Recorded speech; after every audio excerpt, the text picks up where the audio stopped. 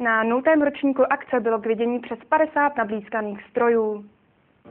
Vůně benzínu, pohodová nálada a stroje pamatující mládí našich otců i dědů. Tak lze charakterizovat průběh celé akce. Některé kousky vypadaly, jako by právě sily z výrobní linky. Myslím, že průřez tím vozovým parkem ukazuje na všechno. Nejmladší stroj opravdu je necelý 2 měsíce koupený, nejstarší mu je řádově 70 let. V sobotu odpoledne proběhla 60-kilometrová spanilá jízda, kde si každý z účastníků vybral kategorii s průměrnou rychlostí, kterou se snažil mnohdy i bez tachometru co nejpřesněji dodržet. Následovala soutěž o nejkrásnější stroj a největšího mastodonta. Například tento má zadní kolo z Trabanta. A co se účastníkům líbilo nejvíce? Zajímaví lidi.